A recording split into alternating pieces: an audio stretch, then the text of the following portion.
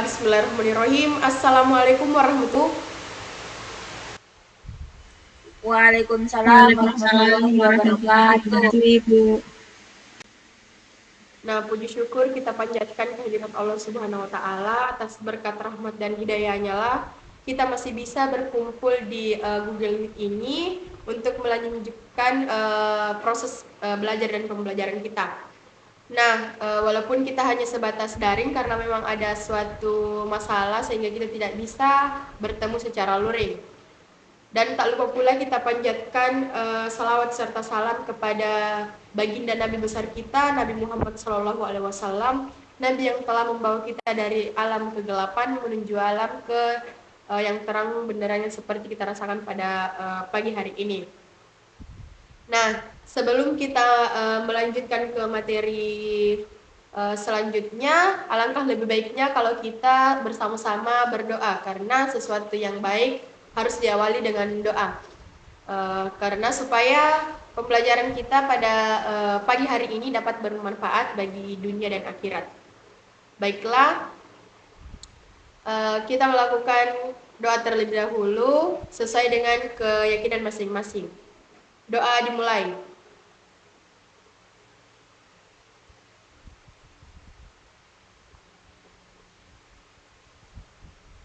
Doa selesai. Nah, sebelum masuk ke materi, sebelum dari itu Ibu akan absen satu persatu. Yang pertama yaitu Nur Afifah. Hadir, Ibu. Yang kedua Fitria Ramadhani. Hadir, Ibu. Yang ketiga Alfia Purratu Ain. Hadir Ibu. Yang keempat Nur Saleha. Hadir, Bu. Dan yang terakhir Hairun Nisa. Hadir, Ibu. Oke, baiklah. Apakah semua dalam keadaan sehat? Alhamdulillah sehat, Alhamdulillah Ibu. sehat Ibu. Alhamdulillah. Jadi materi yang akan kita bahas untuk pertemuan kali ini adalah cara untuk mengatasi kejenuhan dalam belajar. Nah, sebelum kita melangkah pada materi yang akan kita bahas, sebelum itu kita harus mengetahui apa sih tujuan pembelajaran dari mempelajari kejenuhan dalam belajar ini. Nah, yang pertama adalah siswa mampu memahami konsep kejenuhan dalam belajar. Yang kedua yaitu siswa mampu mengidentifikasi tanda-tanda kejenuhan saat belajar. Yang ketiga yaitu siswa mampu mengetahui dampak kejenuhan dalam belajar. Nah, yang keempat adalah siswa mampu menggunakan strategi untuk mencegah kejenuhan dalam belajar. Nah, yang terakhir adalah siswa mampu mengkaitkan efektivitas belajar. Nah, itulah tadi mengenai tujuan pembelajaran kita dalam materi kejenuhan dalam belajar. Nah, anak-anak, jadi materi yang akan kita bahas yaitu mengenai mengatasi kejenuhan dalam belajar.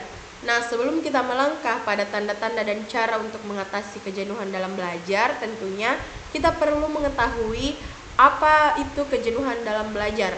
Nah, sebelum itu kita harus mengetahui definisi belajar.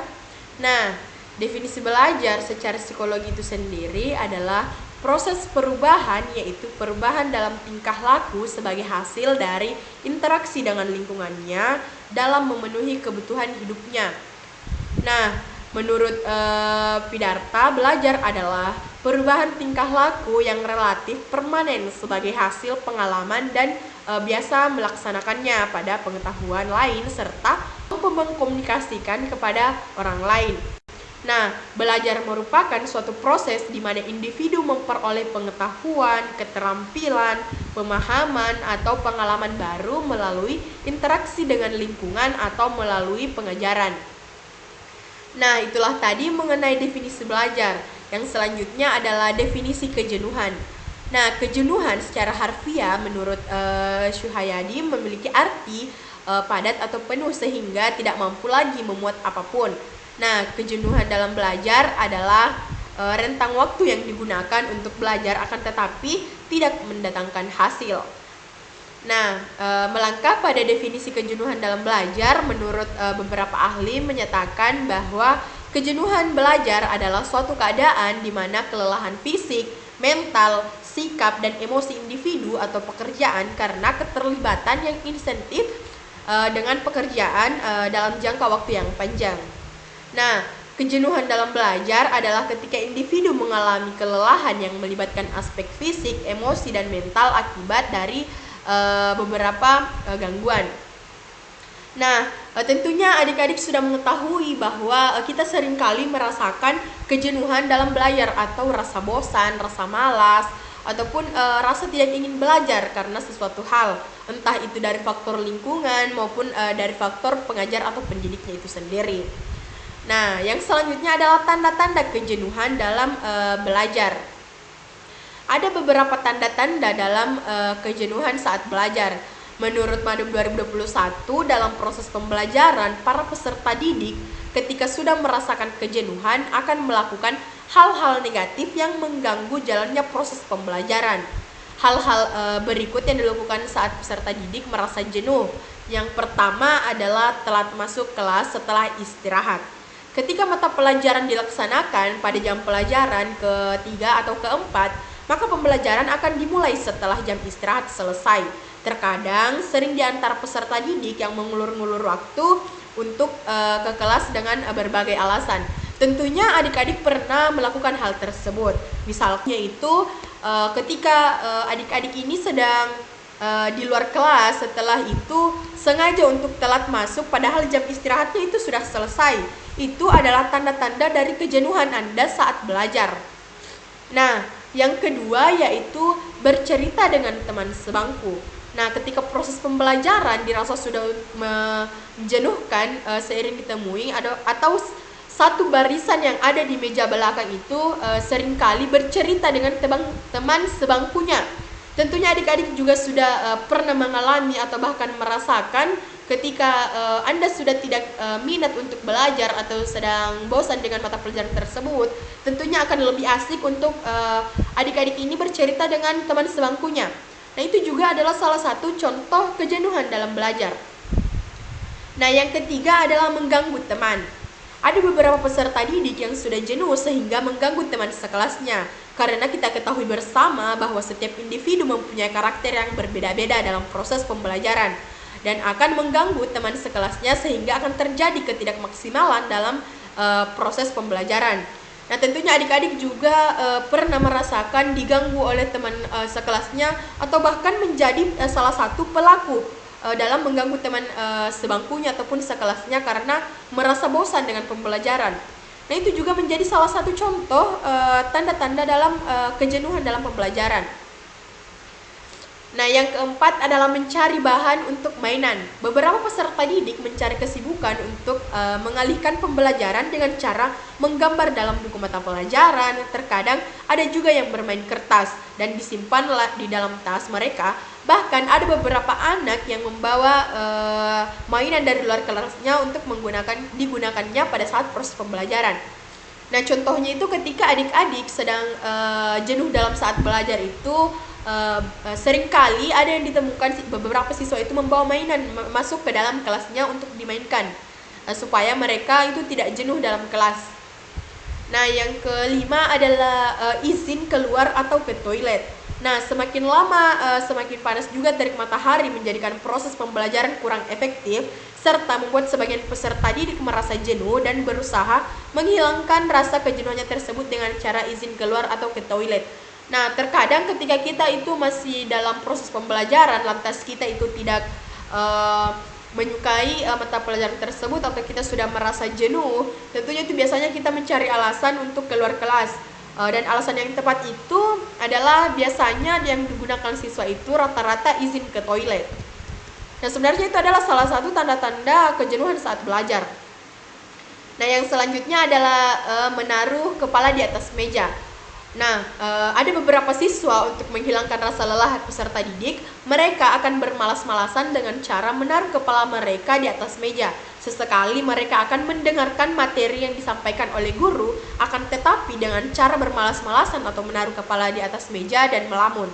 Tentunya hal tersebut tidak lagi asing bagi kita semua. Tentunya kita pernah merasakan hal tersebut ketika kita sudah jenuh pada saat pembelajaran itu. Biasanya kita itu sengaja menaruh kepala kita di atas meja lalu melamun begitu. Padahal ini ada sedang menjelaskan, tetapi kita lebih apalagi bermalas-malasan dan menaruh kepala kita di atas meja. Nah, yang terakhir adalah tidur saat pembelajaran. Nah, hal ini yang paling fatal menurut ibu, karena mungkin dikarenakan siswa tersebut itu begadang ataupun memakan makanan yang kurang sehat, yang mengakibatkan peserta didik tersebut itu merasa letih dan lesu, sehingga di tengah proses pembelajaran yang kurang lebih berjalan misalkan 30 menit lah, ada beberapa peserta didik yang ketiduran. Nah, seringkali kita mendapatkan ada beberapa siswa atau peserta didik itu yang memang itu suka sekali tidur dan bahkan itu terbawa sampai proses pembelajaran. Nah, itu adalah contoh atau tanda-tanda ketika kita merasa jenuh dalam pembelajaran. Nah, tentunya ketika kita sudah mengetahui tanda-tanda jenuh dalam pembelajaran, harus kita ketahui bahwa strategi apa sih untuk kita mengatasi kejenuhan dalam pembelajaran. Nah, setelah ibu membaca beberapa artikel menurut Ritonga dan Halim 2021, ada beberapa cara yang dapat dilakukan untuk mengatasi kejenuhan saat belajar. Yang pertama adalah belajar dengan cara metode yang bervariasi. Nah, menggunakan variasi metode belajar membantu mengatasi kejenuhan dengan menghadirkan kegiatan yang berbeda dan menarik, dengan mengubah pendekatan pembelajaran seperti melalui diskusi kelompok, proyek kolaboratif, presentasi visual, atau permainan pendidikan, di mana siswa dapat terlibat secara aktif dan mempertahankan minat mereka dalam belajar. Yang kedua adalah mengadakan perubahan fisik di ruang belajar. Nah, merubah tata letak atau suasana fisik di ruang belajar dapat membantu mengurangi kejenuhan. Hal ini bisa dilakukan dengan mengubah penataan meja dan kursi, menambahkan elemen dekorasi yang menarik, atau menciptakan ruang belajar dan nyaman yang terorganisir. Nah, perubahan fisik ini dapat memberikan suasana baru dan menyegarkan bagi siswa. Nah, yang ketiga adalah menciptakan situasi baru di ruang belajar. Nah, menghadirkan situasi belajar yang berbeda juga dapat membantu mengatasi kejenuhan, misalnya mengadakan sesi tempat atau terkait pembelajaran, atau mengundang pembicara tamu yang dapat memberikan perspektif baru. Nah, yang keempat adalah melakukan aktivitas rekreasi atau hiburan. Nah, untuk menghilangkan kejenuhan, penting bagi siswa untuk memiliki waktu yang menyenangkan dan santai, melakukan aktivitas rekreasi seperti olahraga, bermain game, mendengarkan musik, atau membaca buku non-akademik. Yang kelima itu adalah menghindari terjadinya suasana belajar yang mengakibatkan ketegangan mental. Nah, suasana belajar yang penuh tekanan dan stres dapat memperburuk kejenuhan. Penting untuk menciptakan lingkungan belajar yang positif, mendukung, dan menyenangkan. Nah, yang keenam adalah ice breaking. Nah, ice breaking ini merupakan sentuhan aktivitas yang dapat digunakan untuk memecahkan kebekuan atau kekakuan.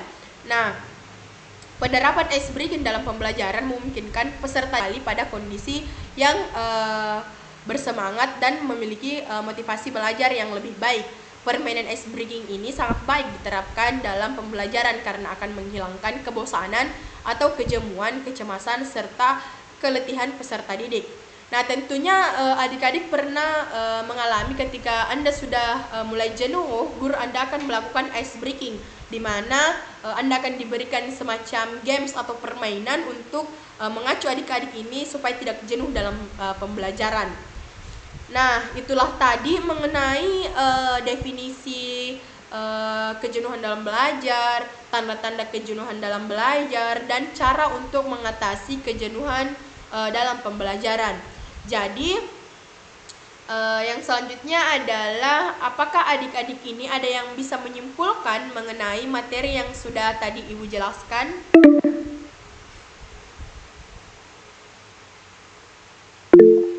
Oke, silahkan Nur Afifah. Dipercepat ya karena kita pada meet ini tuh dibatasi, jadi dipercepat saja. Baik, terima kasih atas kesempatannya Ibu.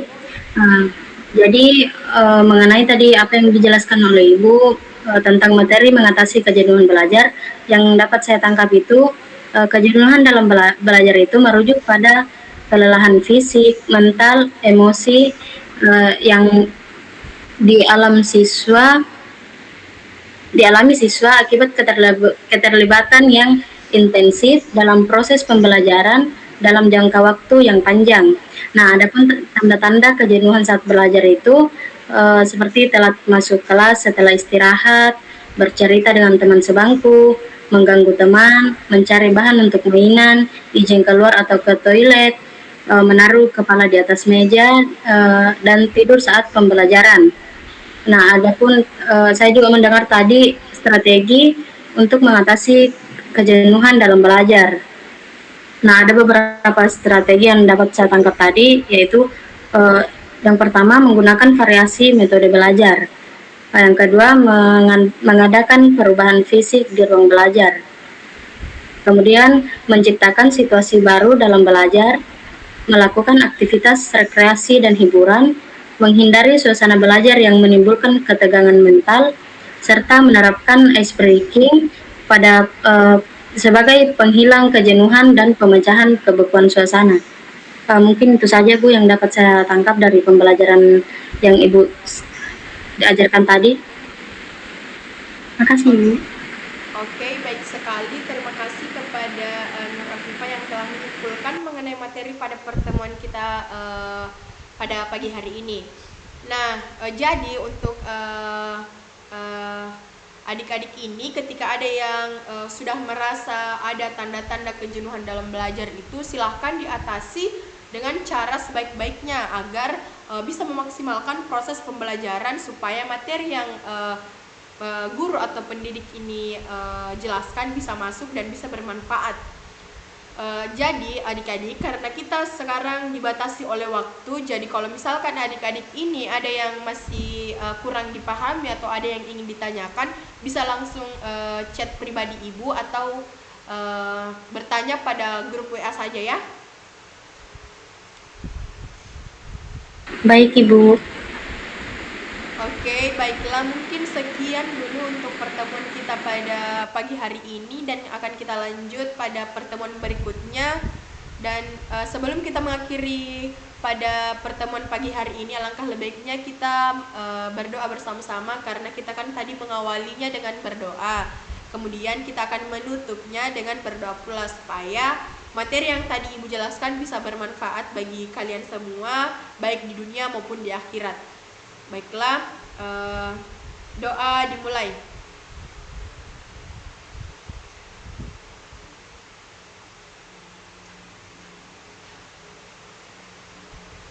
Doa selesai. Baiklah, itulah tadi pembahasan kita, dan Ibu ucapkan terima kasih atas partisipasinya semua ya adik-adik. Dan Ibu akhiri dengan ucapan Nun wal qalam wa ma yasturun, summa wassalamualaikum warahmatullahi wabarakatuh. Waalaikumsalam warahmatullahi wabarakatuh. Waalaikumsalam warahmatullahi wabarakatuh.